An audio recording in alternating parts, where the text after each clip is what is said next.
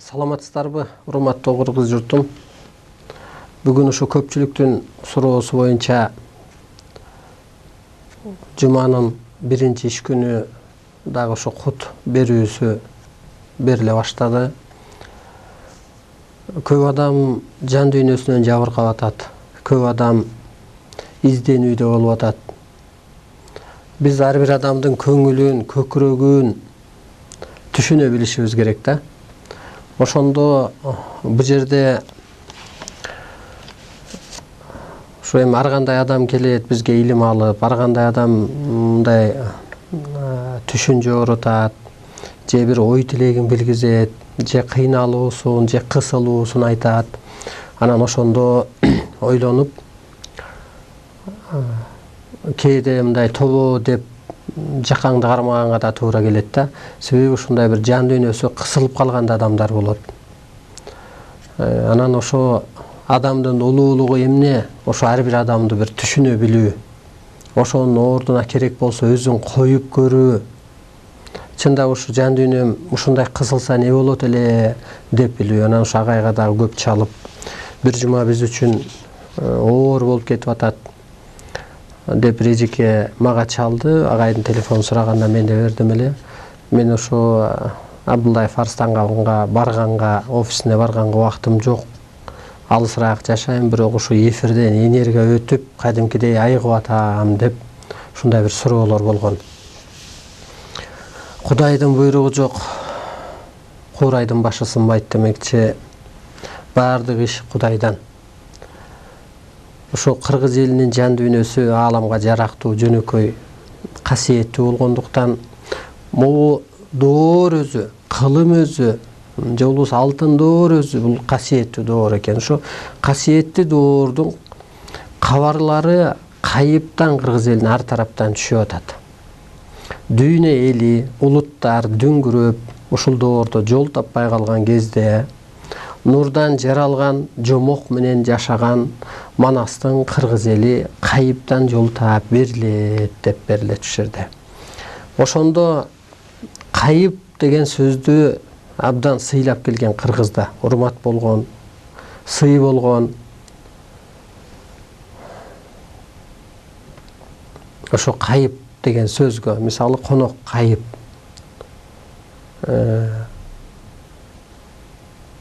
кайыптан нике буйрулат, өлүм кайып, ансыгандай бул жерде дагы ушул кайыптан илим буйрулуп атат.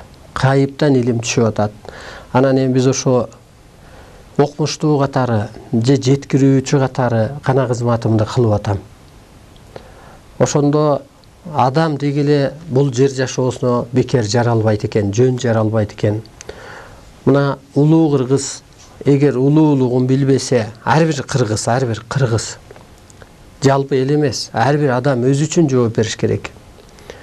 Улуулугун сезбесе, куну учат, айбери төгүлөт, элинен айрылат, түбөлүк тозокто калат дейт. Мисалы мына падышаларыбыз ошо улуулугун билген жок, улуу журтту маани берген жок, доордун талабын билген жок. Ошон үчүн алардын кунушту, айбери төгүлдү, жеринен, элинен айрылды, түбөлүк тозокто калды. Тирүүлөй эле көрүнгөн жерде жүрөт, мисалы кысылып жүрөт, качан болсо мындай жаманатта да жүрүп атат. Улуу кыргыз эгер өзүн билсе, заманды жетектейт. Эски могу улуттарга баш ийбейт, улуу ойлорду айтып уютат, могу эки көздүн эти барга албайт делет. Анан эми ошондо улуу дегендеги эле сөз эмне, кайдан жаралган, мунун мааниси кандай, тереңдиги кандай, мына ушул жөнүндө бир сөз кылсак.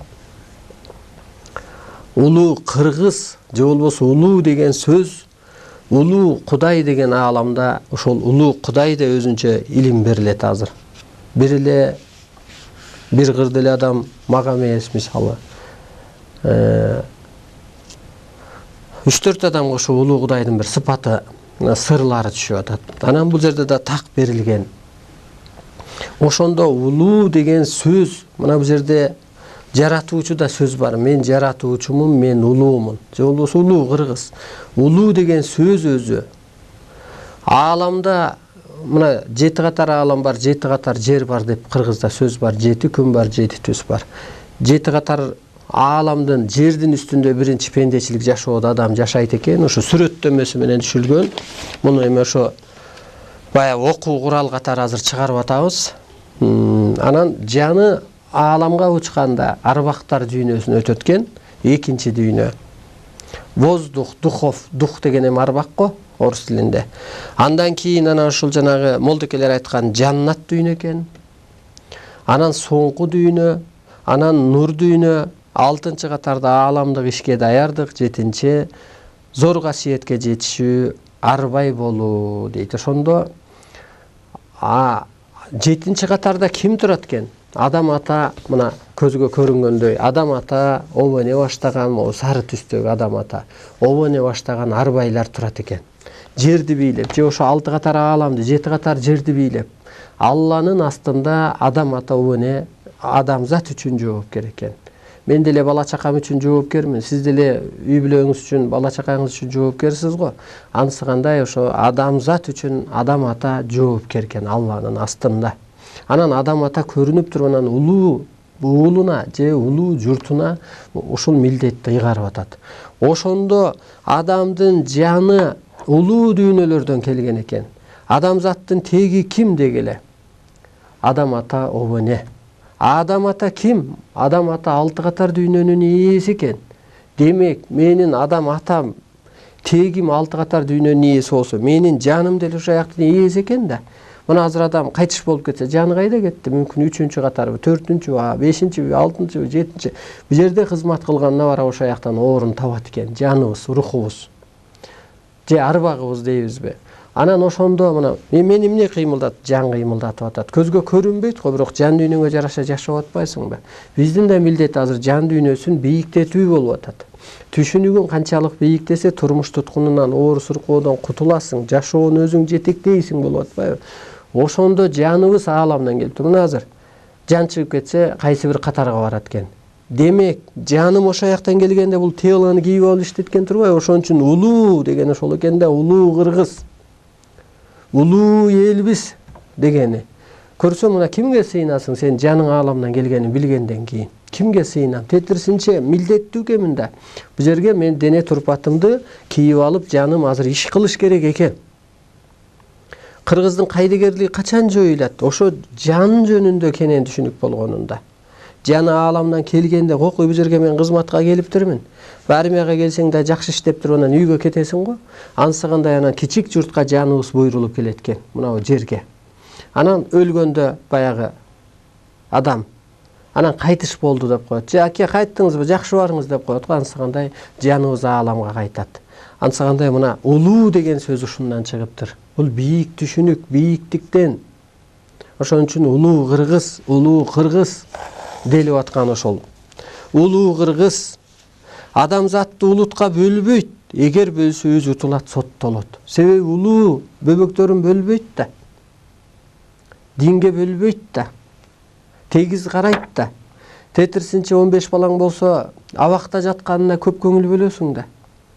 Мына улуу деген ушунда болот. Ошон үчүн улуу кыргыз улуу мыйзамды жаратпаса, мына азыркы жаңы доордо адамзатты ортоңку жолго салбаса, тыйпыл болуп жоюлат. Мына улуу мыйзамды биз жараттык, жаздык, ааламдан алдык, иреттедик. Элге жеткирип ачыкка чыгарып атабыз. Себеби ачыкта ошондой кысылуу, кыйналуу болуп атат. Эл ошону сурап туруп атат. Улуу журт дегел адамзат ушуну сурап туруп атат. Улуу кыргыз мына ааламдан келген өкүл экен, жаныбыз ошол жактан келген экен. Улуу кыргыз улуу мыйзамды жаратпаса, анын мыйзамын алып туруп, могу жердеги пенделерди ортоңку жолго салбаса, мына ортоңку жолго улуу мыйзамды жаратпаса, адамзатты ортоңку жолго салбаса, тыйпыл болуп жоюлат. Улуу кыргыз өзүн өзү тааныбаса, улуттарды ээрчип адашса, ар улуттун улагасында калат. Бүгүнкү күнүбүз ушул болуп атат. Өзүбүздү тааныбай, ар улутту ээрчип, ар улуттун улагасында калып атабыз. Ошон үчүн улуу деген ошо экен да.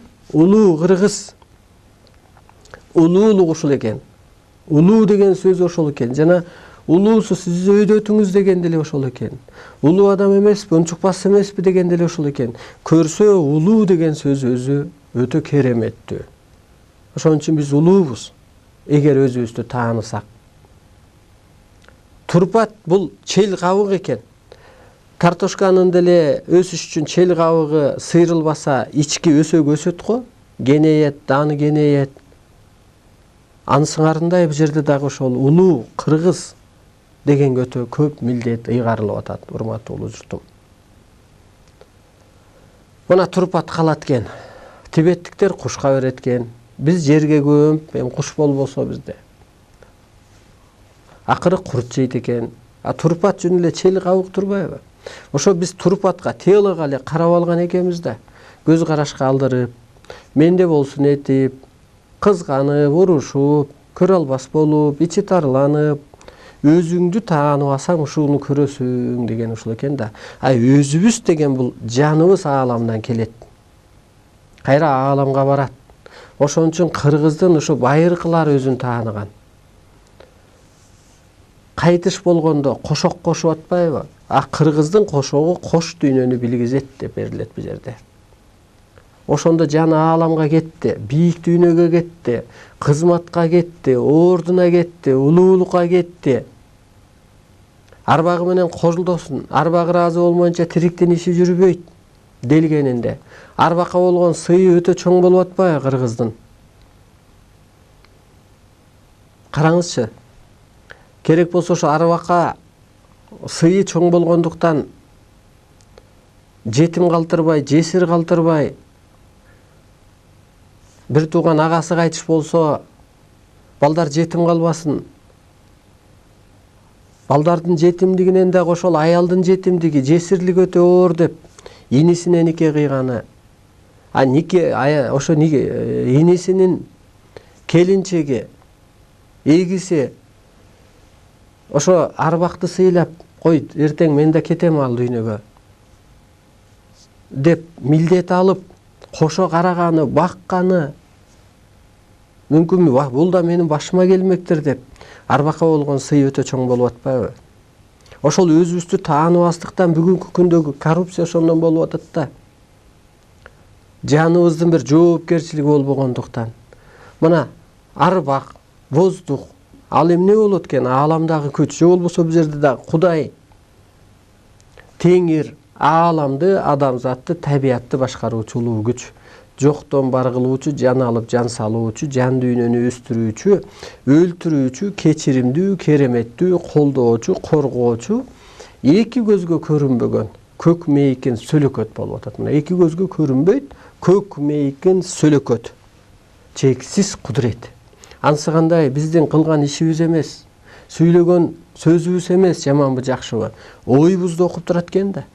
Анан ошону терең түшүнбөсөк, анан каяктан коррупцияны кара күч менен токтото алабызбы? Кара күч менен саясатты оңдой алабызбы? Кара күч менен камап, кысып, видеого алып дегендей.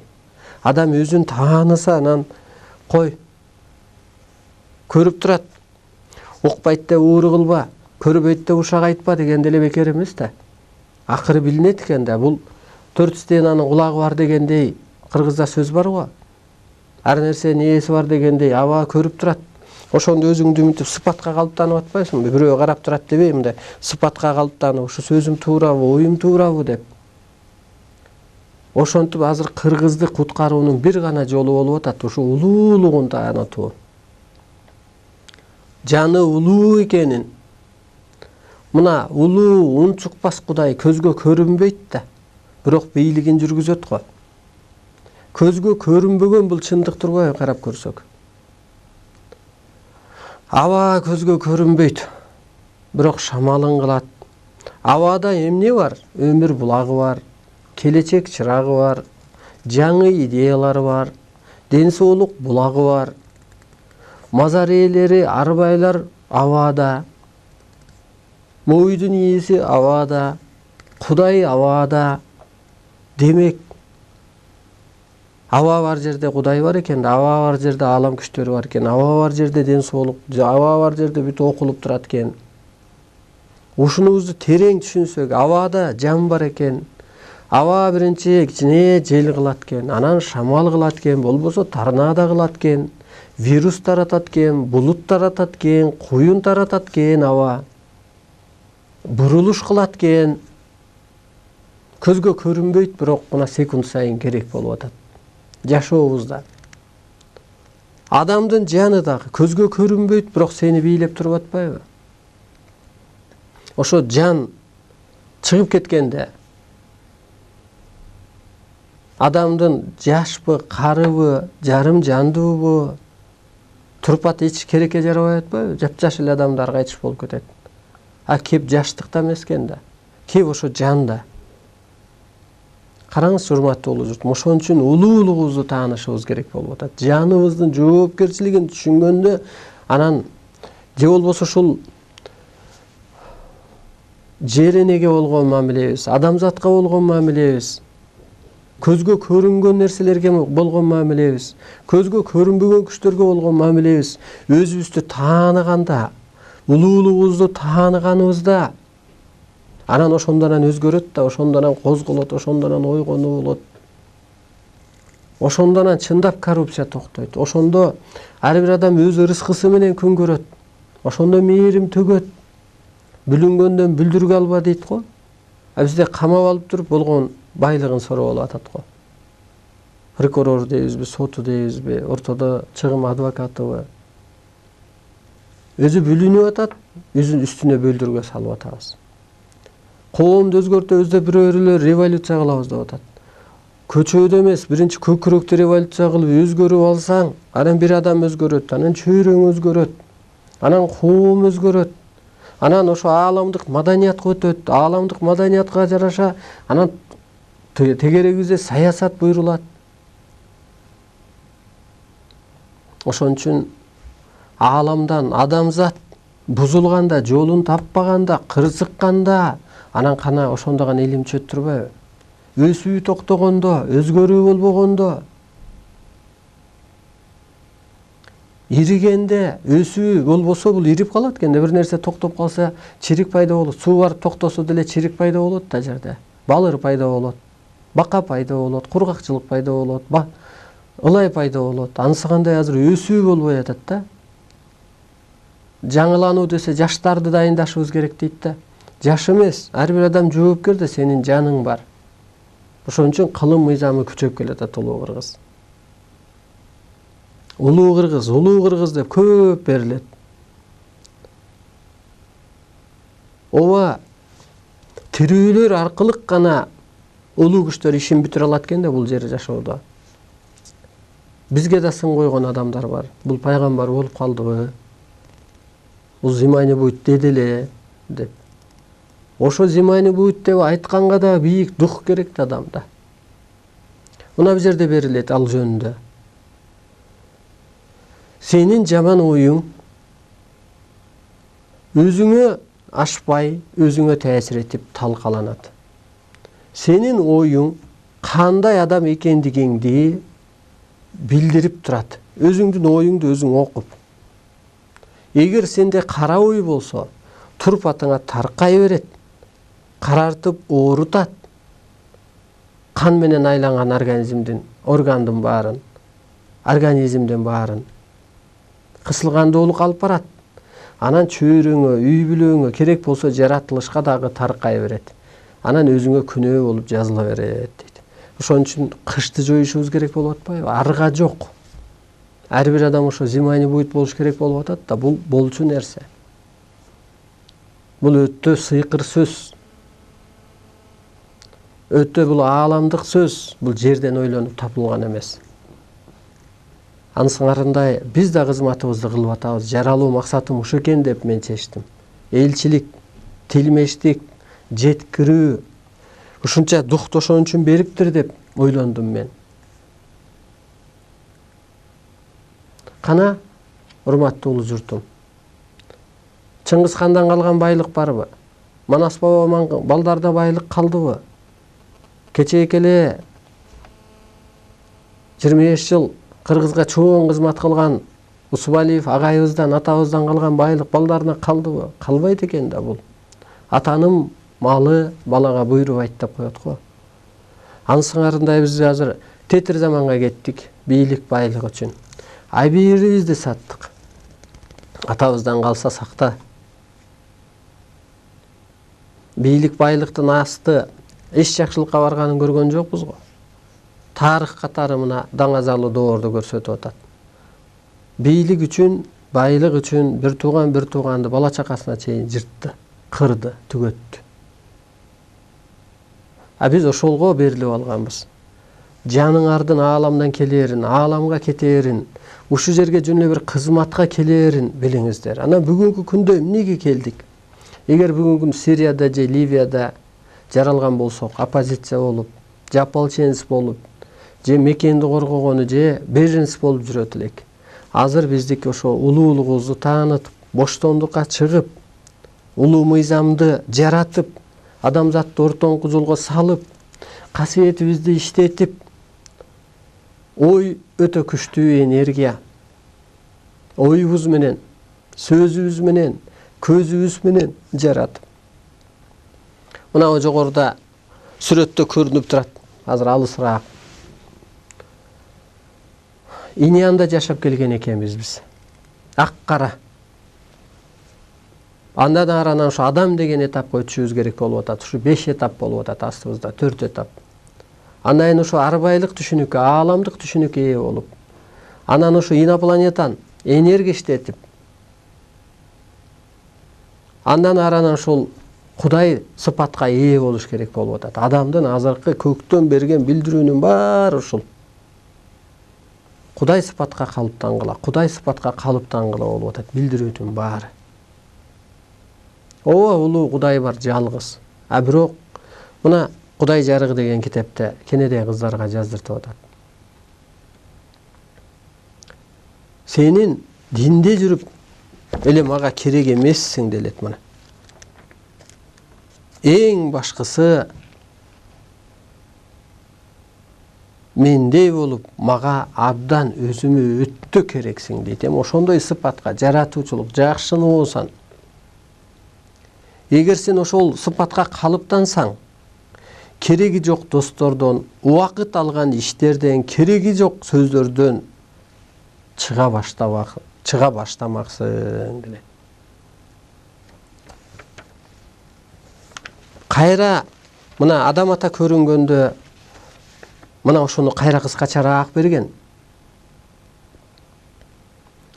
Сиздер дегеле адам баласы тегиз жашоого өтсөңөр, Теңир силерге теңдешсиз сырын ачат, мээримин төгөт деп. Бул 98-жылы берилди. Бул 2014 жылы жазылып атат. Ортодо 16 жылдан кийин. Мына Теңир сырын ачып берип атат акыркы. Ооба ар бир доордун улуу илими болобу, урматтуу улуу журтум? Ар нерсенин убагы болот, учур чагы болот, улуу илими болот. Себеби ааламдагы, адамдагы тынымсыз чексиз өсүүдө. Касиет күчүнө кирет болуп атат бул доордо. Элге эркин өсүү буйрулат, бурулуш болот, доор алмашат, доор, бурулуш болот делип атат мына. Бурулуш болот. Доор алмашат. Адам ааламдык жашоого, ааламдык маданиятка, жарактуу жан дүйнөгө ээ болот. Эгер ушул улуу сөздөрдү түшүнө албасаңыздар, аң семиңердин жабыркап калганы. Өтө кылды ыйлап алганыңыздар. Мен ойлочумун, мен өзүм күнөөлөчүмүн. Мен жеткире албай атам ошол улуу сөздөрдү. Эл даяр деп. Азыр мен улуу түшүнүккө жеттим. Мен жеткирип атам. Майдалап, ылдыйлатып, жөнөкөйлөштүрүп, кээ бир адамдар мен майдалап атсам, менден да бийик түшүнүккө жетип алган адамдар бар. Ушу биз талкуу убагында такай сурайбыз. Түшүнүктүүбү сиздерге? Издеген сурообузга ушул жерден жооп таптык дейт. Урматтуу улуу журтум, өзүңөрдү аябай бош кармап отуруңуздар. Ушу талкуу убагында деле эфирден да ушундай чоң энергия өтөт. Ушул жерде так берилет. Ушул Алтын Доордун элчиси бул батыштын техникасы болуп берет делет. Техника бул адамдын аң сезими же гени жетилгендин гана негизин тактап берет депчи. Чындап эле ушу да. Адам аң сезими бийик деп анан спутникти ойлоп тапты. Адам аң сезими, бирөөлөрдүн аң сезими бийик деп телени, интернетти, ушул жетишкендиктерди ойлоп тапты. Ошонун эле далилин кайра техника берип атат да, биз техника жетиштик деп атат. Тетирсинчи азыр техника адамды могу балдар кирип алып техника ойногону жырткыч мүнөзгө өткөзүп коет дейт. Техникадан алыс болгула. Телепатияны иштеткиле, ойду иштеткиле делип берилет. Ансыңарындай ошол техника алдында дагы өзүңүздөрдү бош кармап абдан ушу тегерегибизде көзгө көрүнбөгөн чоң энергия бар. Боштондук, улуулук, унчукпастык, окшош, багындыруучу деген энергиялар бар. Ана ушу боштондук деген энергия менин турпатымды бийлесин деп өзүңүздөрдү аябай бошотуп эркин кармаңыздар. Эркин кармасаңыздар улуу сөздөр ушул кара куш мээңиздерге түшөт, акыл сезимиңиздерде калат. Ошол убакта бир чоң энергия иштеп берет. Барып ушул улуу сөздөрдү техника иштеп калат дейт. Бул кандай дегенде, эл башканы сурабай калат. Саясатты дагы эскиче ырыс чоорду керек болсо күлкүсү да келбей калат. Худулга да күлбөй калат. Анан ушул кезде анан батыштын техникасы же болбосо ушулар аябай чоң элчилик кылып берет. Урматтуу улуу журтум,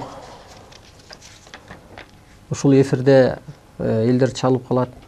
10 мүнөт өткөндө эле 1 саат убакыт өтүп кетти деп ансагандай биз кичине оозанып оолукча эле жарым саат өтүп кетти. Рекламалыктан угудайын, анан сөзүбүздү улайлы. Урматтуу улуу журтум, ушу кээ бир көрөрман айтып калат, эфирден кийин акыр жагындараң илешип калдык, араң көрүп калдык деп. Азыр ушу Ысык көл жактан, область жагынан көп чалуулар болуп атат, санарип өткөндөр. Биздин максат, менин максатым ошо кыргыздын улуулугун таанытуу, улуу журт экенин таанытуу, улуу эл экенин, улуу жан экенин таанытуу. Ошондо так берилет. Ар бир адам улуу, кыргыз. Деги эле улуу ар бир адам. Улуу деген эми бийик дүйнөдөн, жаны бийик дүйнөдөн келген. Улуу кыргыз табиатты сыйынып туруп жетектейт. Улуу кыргыз ааламды сыйкырлап башкарат. Улуу кыргыз адамзатты аруулантып бириктирет. Караңызчы, аруулантып гана бириктирет экенбиз. Азыр менин оюм уруштуруу эмес, бөлүү эмес, жуурулуштуруу болуп атат. Дин да жакшы, ооба. Каражат дагы жакшы. Саясат дагы жакшы. Бирок акыры барып бирөө жуурулушуш керек. Бирөө кызматта, бирөө да отуруш керек, иштеш керек. Маселе жок. Бирөө мусор жыйнаш керек. Бирок жуурулуштуруш керек баарын, бөлбөш керек. Аял да жакшы, ер да жакшы. Аял ер деп бөлбөгүлө деп илимде так берилет. Эң башаты бул адам. Көрөрманыбыз бар экен, кабыл алсак. Алыстап кетти окшойт. Мына, урматтуу улуу журтум, кыргыз элинин жан дүйнөсү ааламга жарактуу, жөнөкөй болгондуктан касиеттүү 21-кылымдын кабарлары кыргыз элине келип ар тараптан түшүп атат. Адам ушул илимдердин деги эле баш аягы кандай? Эмне жөнүндө берилген бул? Аягы эмне менен бүтөт адамдын? Табиаттын, ааламдын, деги эле өсүүнүн, прогресстин, мына ушул жөнүндө. Бу жерде адамдын жашоого жаралуу максаты берилген. Адам этапта. Табиаттын кызматы, деги эле табиаттын кызматы кандай? керемет сырлары кандай? Анан аалам сырлары. Дегеле адамзатка бүгүнкү күнгө чейин ааламда эмне бар? Анын сыры кандай?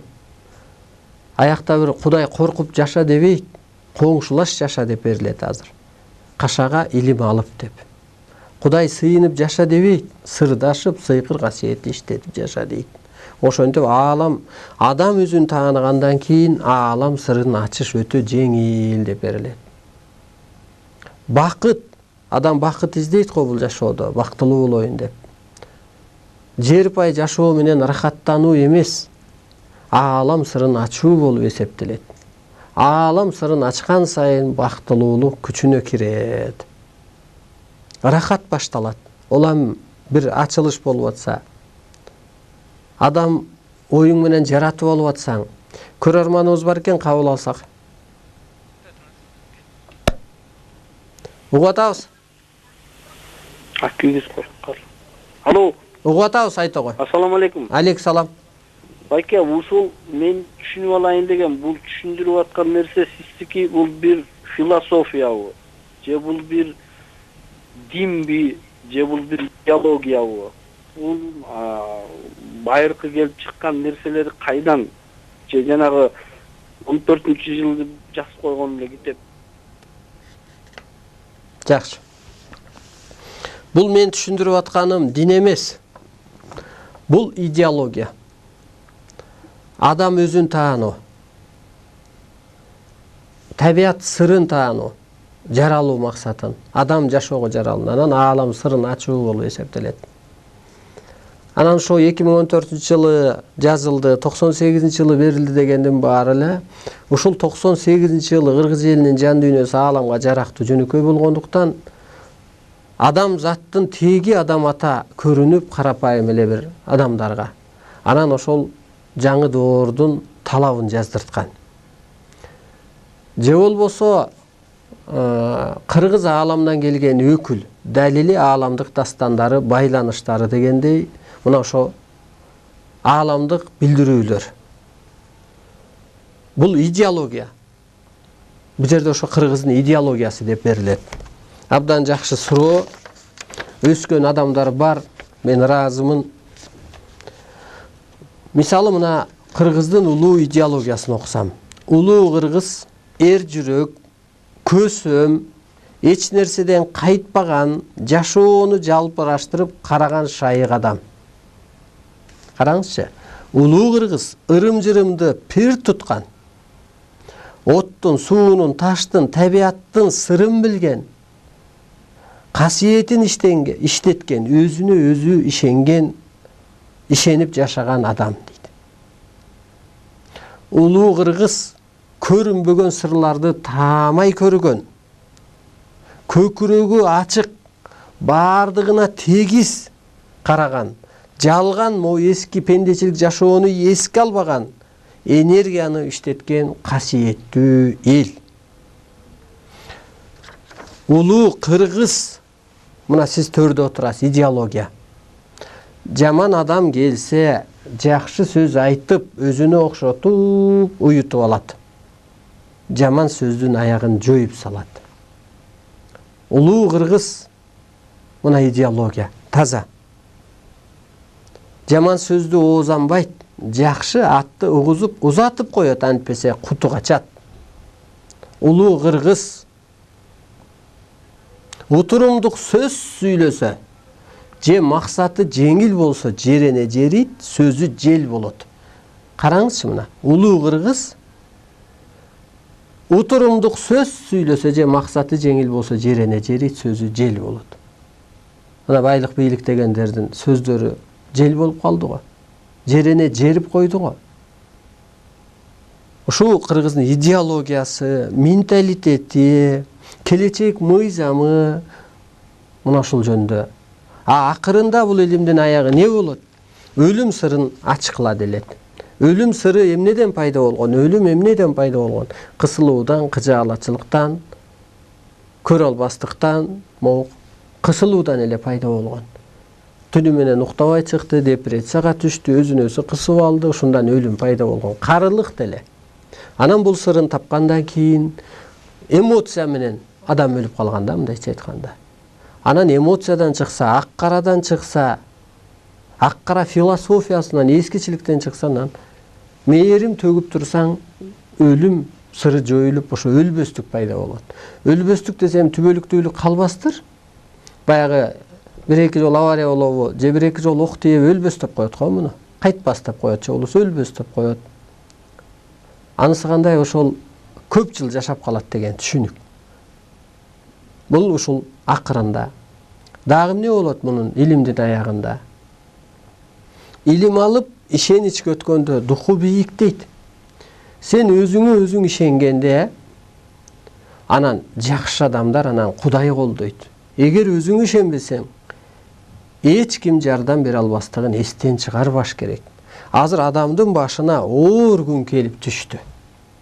Себеби адам өзүн жаратыш керек, боёш керек, духун көтөрүш керек, өзүнө өзү ишениш керек, өзүнө өзү бел болуш керек, ооруну, сыноону жоюш керек.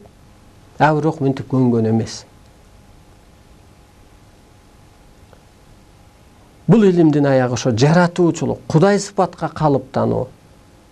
Бул кандай деген сөз дегенде, мына Кудай. Могу жаратылыш, унчукпастар, телсиздер, жансыздар. Бул Кудайдын жан дүйнөсүнүн көркөм чыгармасы экен.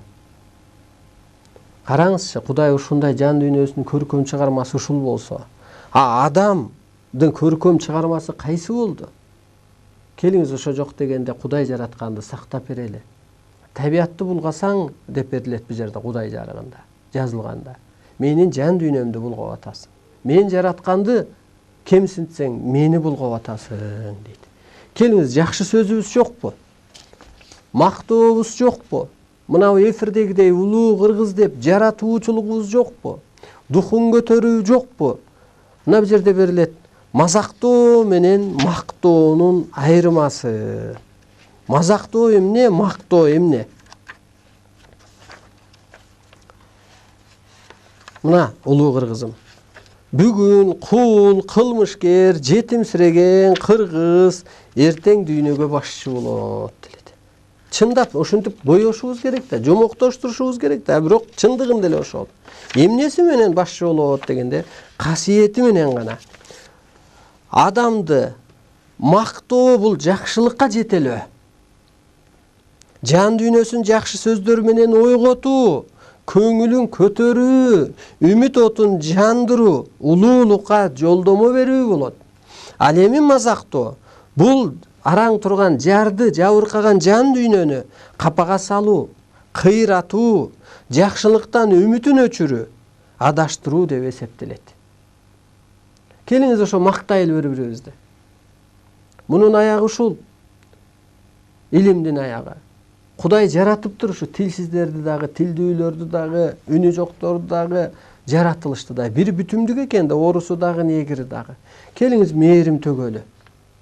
Ал башка улуттан, башка энеден төрөлгөндүр, мени башка эне төрөгөндүр. Бирок көктөн буйрулуп келип атпайбы адамдын жаны?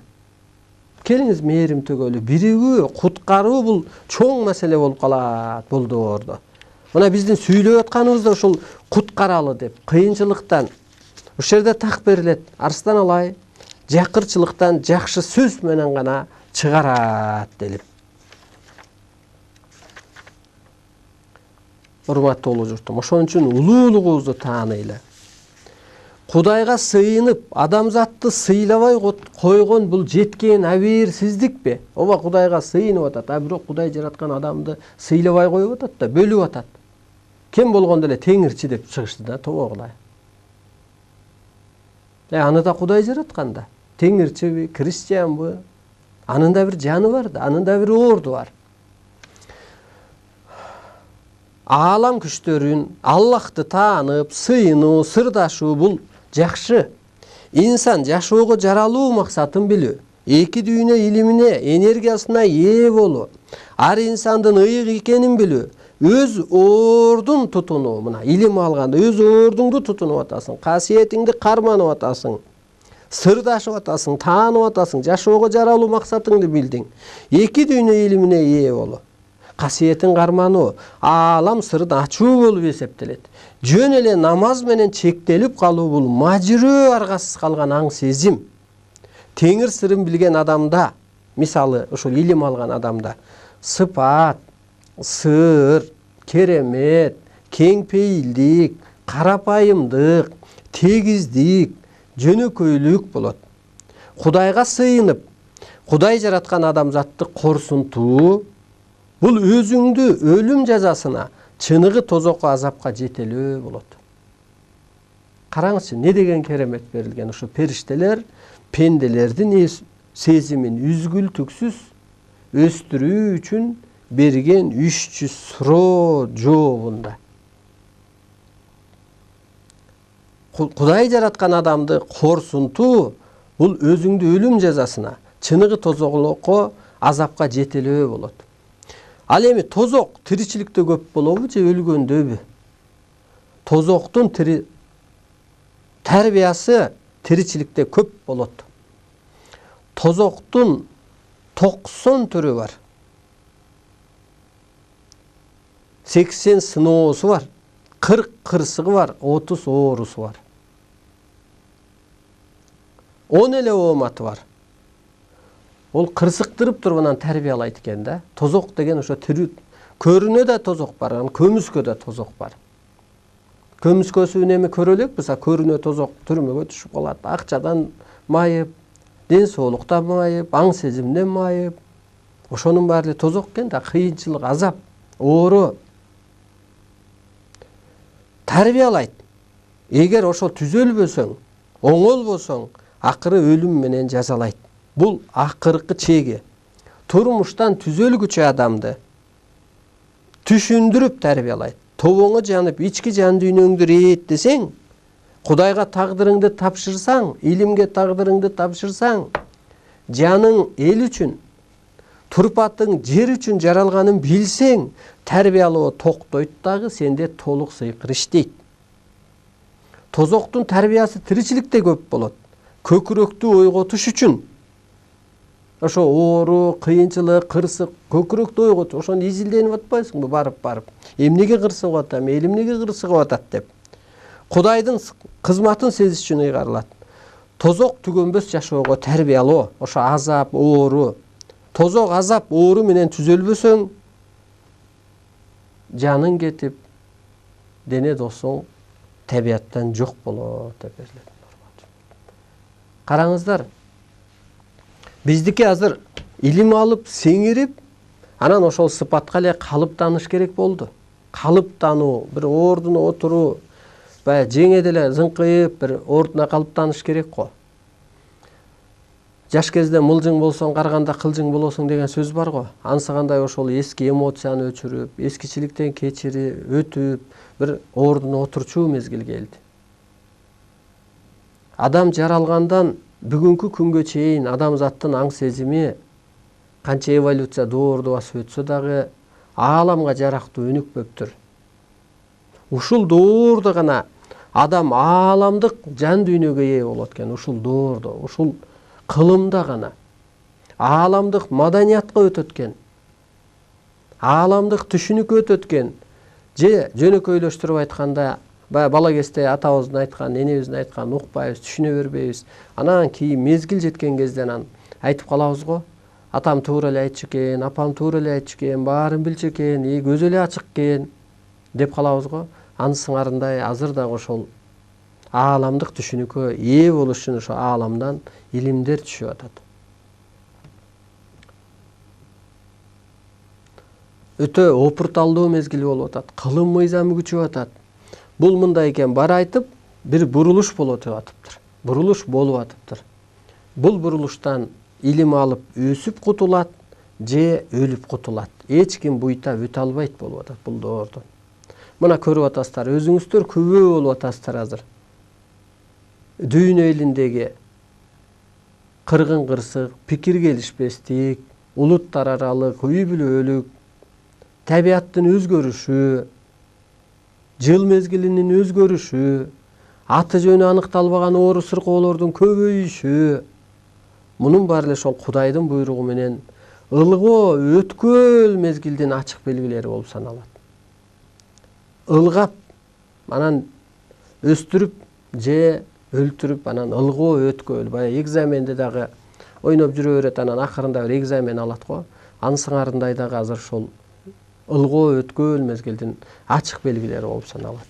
Кудай бул буйругун түшүргөндөн кийин, илимин түшүргөндөн кийин анан адамзатты айласын кетирип туруп илимге алып келет, кырсыктырат же жоюп жок кылат. Ошондо эмнеден кырсыктырат? Так окуп берейин. Бирөөлөрдүн ден соолугунан, бирөөлөрдүн ишинен, бактысынан, ырыскыдан, төрөттөн, түшүнөн, бирөөлөрдүн аң сезими жабыркайт. Аң сезим жабыркады десе псих больницага эле түшүп калуу эмес. Кээ бир адам сөз түшүнө албай калган. Кээ бир адам эки сөздү эстеп кала албайт. Кээ бир адам көргөнүн жеткире албайт. Кээ бир адам менен сүйлөшө албайт, нервиштетип, кылчылдап, уруш чыгарайын деп эле калат. Ошонун баары аң сезим жабыркоо болот. Аң сезими жабыркайт. Кээ бири бала чакасынан буюм жоготот, малы кырсыгат, пикир келишпестик пайда болот. Үйүңөнбү, үй бүлөңөнбү, ишиңенби, жакының мененби? Түрдүү табигый кырсык, ичкилик себеп болот. Турмушуңан, мүнөзүңөн, ооматыңан, байлыгынан, бирөөлөрдүн бийлигинен сыртына жара чыгат, дене мүчөсү жарым жандуу. Өңүнө суу көрсөтүп баштайт, колунан берекеси кетет, себепсиз чоң чыгымдарга дуушар болот, сөзү кунсуз, өтүмсүз. Кээ бир адамдын көзүнө касиеттүү күчтөр көрүнүп эскертет. Кээ бир адамдын белгисиз үндөр тынчын алат. Бир үндөр угулуп, уктап аткандабы, албарсты деппи, түшүбү бузулуппу? Түшү бузулса, иши бузулат. Өзүнүн өзгө күчтөрсүз алсыздыгын анан ылгоо өткөл мезгилди көзгө сайып көрсөтүп турат делет ааламдан. Караңызчы, изилденели, келиңиздер. Ал өзүбүзгө эле керек. Сен балаңдын жаны өзүнчө, сенин жаның өзүнчө, үй бүлөңдүн жаны өзүнчө. Сен өз жаныңа жоопкер. Жооп бер. Окумуштуу болсоң кел иликтейли, уруштурбай жуурулуштуралы. Дин илиминде болсоңуздар, келиңиздер бириктирели, жуурулуштуралы, бийиктетели. Адамзатты чектөөгө салбайлы. Ата жолу, бата жолу да бир башка жолдо болсоңор да келиңиздер бириктирели. Алар башканын сөзүн укпа, башкага барба деген эле бир нерселер чектөөнү киргизе берет экен. Адам өсүүгө жоопкер, изденүүгө жоопкер. Боштондукка чыгууга жоопкер. Милдеттүү да. Кимдин сезими жакшы иштейт? Же болбосо ушу азыр акыл токтойт, сезим иштейт деп берилет. А сезим иштөө үчүн да бир табыгый илим керек. Мына бул жерде так берилет. Сезим кайсы убакта өчөт? Адам көп кыжаалат болсо, арыздашса бирөө менен, атаандашса, жаман сүйлөсө, жалган сүйлөсө, шашкалактаса, Кудай кызматын билбесе, дээр сезим иштебейт. Көптү окубаган, көптү көрбөгөн адамдын сезими жарды болот. Адам жашоого жаралуу максатын билбесе, мына бул жерде ошол бир жаным ушул жерге келиптир деп, бир парз милдет аткарып, учурдун талабына жараша бир иш кылбаса, тарбиясыз калса, өз эркинче жашаса, байлык бийликке умтула берсе, сезим жоюла берет. Атаандашканда, арыздашканда, адам сыпатын билбегенде, адам сага чалдыбы колуңан келсе жардам бер. Чыкырдыбы колуңан келсе бар. Сага муктаж болуп атат, сага керек болуп атат. Кудай да ушул жерде мынтип берилет. Кудай сырын ачканда. Бирөөгө сенин жардамың кылганың, сен аркалык менин жардамым кылганым дейт. Байлыгың болсо бер, кредитиң болсо бер, проценти жок, бир кичине суу кечирип тур. Демек, сен берсең сага Кудай берет. Сенин бирөөгө жардам кылганың, менин сен аркылык жардам кылганым дейт. Караңыз. Анысы кандай?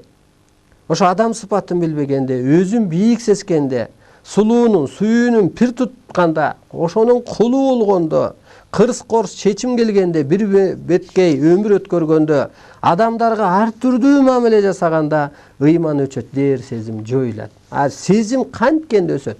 Сезим менен жашаш керек. Ошо көкүрөгү сокур деген ошол да, көкүрөгү ачык болуш керек, көз алдап коет. Көкүрөк ушул сезим. Сезим аалам адам табиатка шайкеш турмуш тутунса, оор сабырдуу кечиримдүү болсо, түш аянды кеңешчи кылса, эч кимди кор тутпаса, теңир эркиндигинен өз эркиндигинен улуу кармаса, өзүн жөнөкөй сезсе, бардыгына тегиз мамиле жасаса, ичиң менен сыртың бирдей болсо, сыртың кооз болуп ичин кылтырабай. Ичи сыртың бирдей болсо, турмуштун түрдүү сыноосуна каниет кылса, көкүрөккө кеңешип иш аткарса, алсыздыгын сезсе, сезим туюм күн өткөн сайын өсө берет. Адам калыс болсо, калыс адамды касиет жылы болойт деп коет. Касиет болгон жерде иш жүрүшөт делет. Адам калыс болсо, топук келтирсе, алынын жетишинче элге кызмат кылса, бардыгын бирдей кабылдаса, кайгыргандан көрө дайыма көңүлдүү жүрсө, улуу сөздөн, касиет сырлардан кабардар болсо, пендечилик турмушту экинчи орунга кармаса, көкө теңир көрөңгөсүн пир тутса, аз сүйлөп көп сүкүт салып ойлонсо, орточо турмуш тутунса, ар бир өзүнүн оюн, сөзүн, кыймылын таразалап жүрсө, түштөн кызмат такай кабыл алса, ошо түштөн түш кызматын тактап ошону кабыл алса, сезим өсүп турат. Сезим өсүш үчүн табыгы илим, таза дер керек. Мына урматтуу улуу журтум, караңызчы, не деген кереметтер берилди. Ааламдан түшкөн илимдин максаты бирөө гана. Кайсы журтка түшөт, кайсы элге түшөт, кайсы тилде түшөт, жер пендесин өйдөлөтүү. Ооба бүгүнкү күнгө чейин түшкөн диндер, пайгамбарлар, алар ошол учурдагы эволюциянын деңгээлине жарактуу болгон. Мына биринчи көрүнүп турган ушул инянга, ак кара жашоосуна, аял эркек жашоосуна ошол убакытка гана керек болгон. Азыр адам этап, арба этап, Кудай сыпатка калыптануу үчүн илим жаңыланып түшүп атат. Ооба, эми ар нерсенин учуру болот да. Мисалы, мына иньян деп берилип атат. Эми кыргызчасында ушул мягкий знак жок жазып коюлуптур балдар. Мына адам этап, арба этап, инопланет, анан Кудай этапка адам калыптанып атат. Ошол сыпатка жетиш керек болуп атат азыркы доордо. Ушул илимдердин баары ушундай берилип атат. Ошондуктан көктөн табыгы илим келгендиктен, көрөрманыбыз бар экен, кабыл алсак. Угуп атабыз сизди? Көктөн табыгы илим келгендиктен, табылма илимдер күнүн күчүн жоготту. Ошон үчүн табыгы илим, саясат, медицина, мындай техника өнүктү, медицина өнүктү деген менен ооруларды аныктай албай атат да, айыктыра албай атат. Ар кандай саясат жаңырганы менен эл жетектелбей атат да.